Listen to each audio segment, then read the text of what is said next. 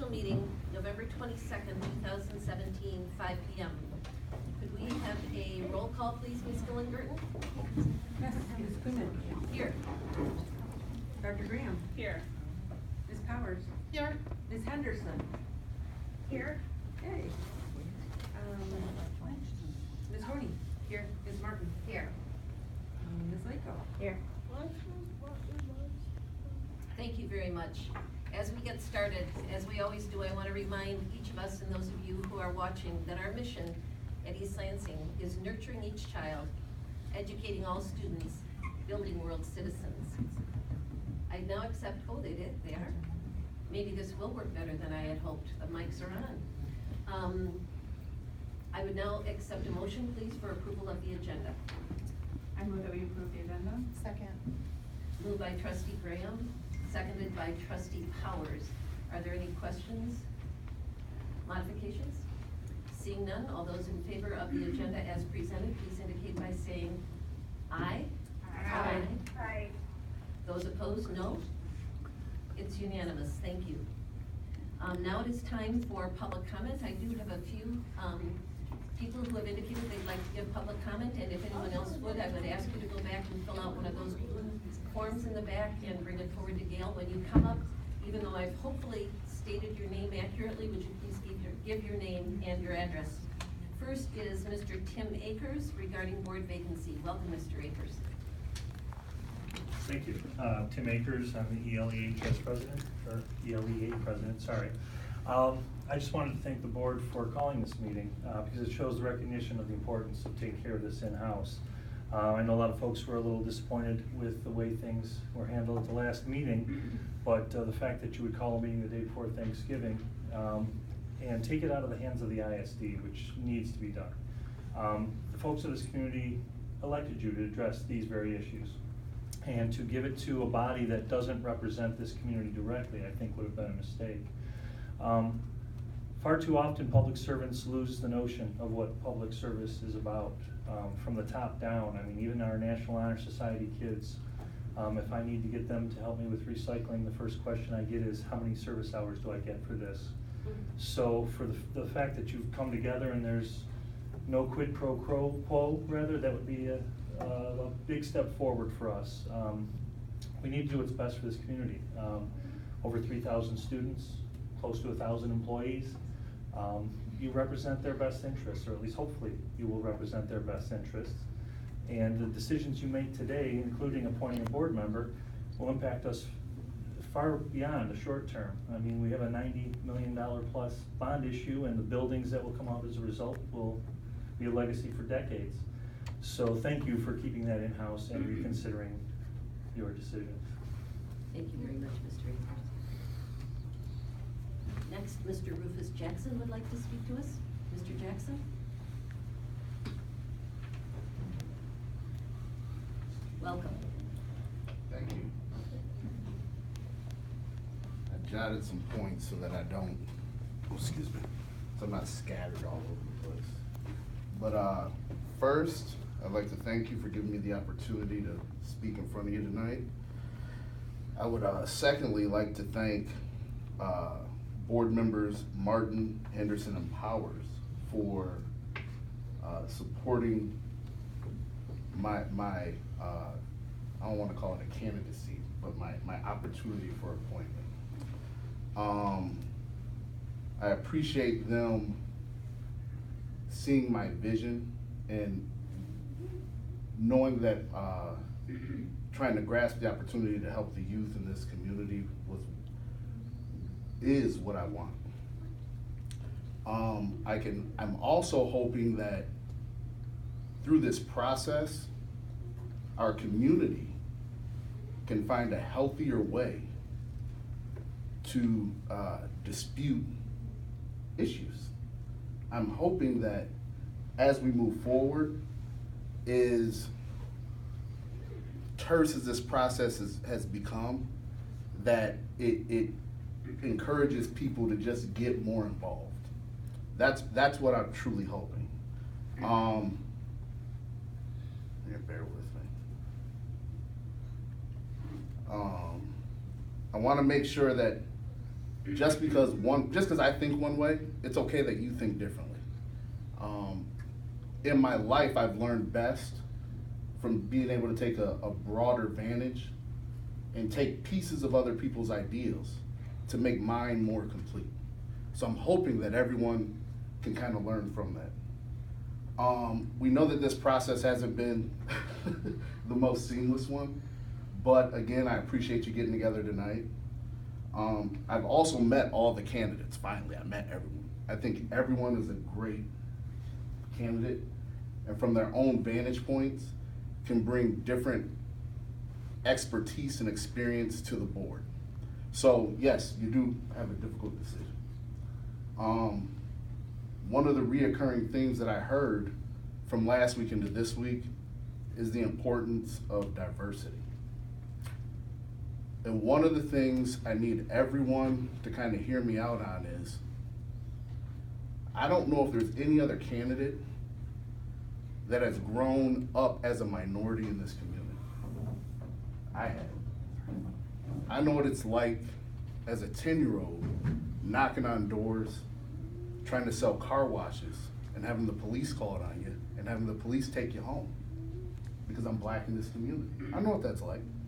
So I want the kids now just to have a better opportunity than I had.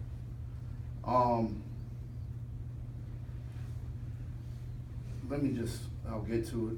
Ms. Lako, in any terms you ever need my help, however it's sitting there or out there, just come knock on my door.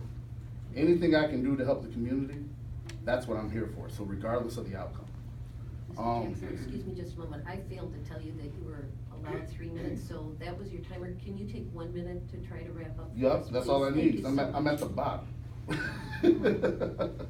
And so just like in my everyday business, I'm here just to ensure the community. I want to ensure everyone's education, their health, the learning process. That's all I'm here for. But to help this chasm that has grown, I really do think there are many great candidates, but what I'm gonna do is withdraw my name, because I think that I can help in many other ways, which I do every day. So, thank you for your time. Thank you. Thank you, Mr. Jackson. You're welcome. Very, very much.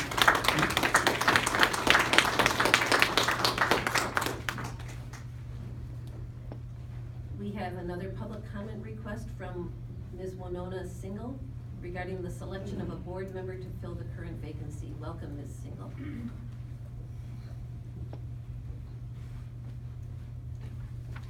And if you can keep it to 3 minutes, that's great, thank you.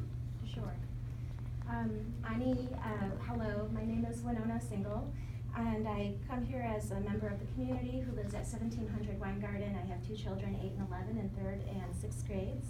And I'm also a Little Traverse Bay Bands of Odawa Indian citizen, and my children are not only tribal members at the Grand Traverse Band of Ottawa and Chippewa Indians, but they, combined with my husband and myself, they are descendant of 6 of Michigan's 12 federally recognized tribes.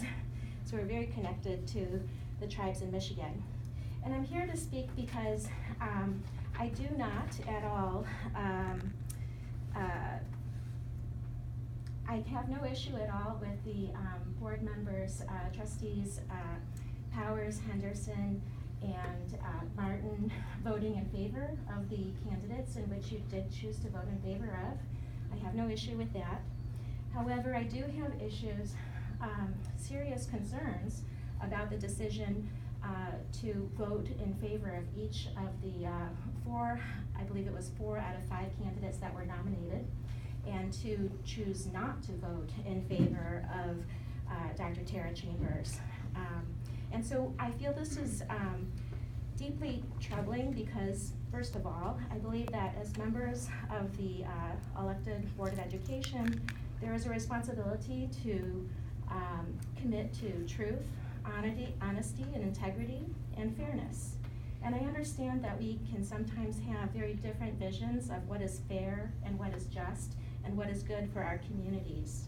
But let me please take a moment to describe why I have serious concerns about the decision to vote against Dr. Chambers but in favor of the other 4 candidates. First, I listened very closely to the use of criteria that were applied. They include time spent in the district, longevity. They included being a cheerleader for the district. They included enhancing the diversity of the board and serving as a role model for underrepresented children in the district. They included lack of other commitments that might take away one's time to serve on the board. They included knowledge of the role of the Board of Education trustees, interpersonal relationship skills, and practical skills versus theoretical knowledge. And my concern is that these criteria were applied inconsistently and unfairly. They were applied in such a way that I saw that there was lenience, and in some cases, some of these criteria were waived for the board members that were approved by trustees Powers, Henderson, and Martin. But based on my observation, I felt that they were applied stringently and unfairly against Dr. Chambers as a candidate. In addition to seeing that inconsistency, I also felt that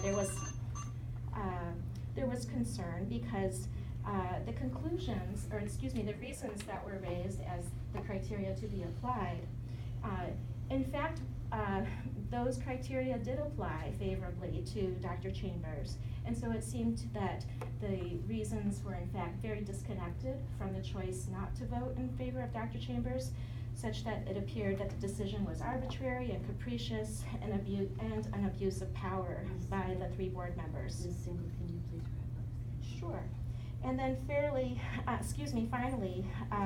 I just want to say that the choice which disadvantaged Dr. Tara Chambers and which did provide the analysis which did provide an advantage for the other board members was also deeply concerning because it disadvantaged someone who is extremely well qualified, who would enhance the diversity of our board, and who is committed to applying proven, empirically tested techniques for enhancing equity within our school district. Thank you, Ms. Single. I'm sorry, we have to. Miigwech, yes. Thank you. Thank you for your time.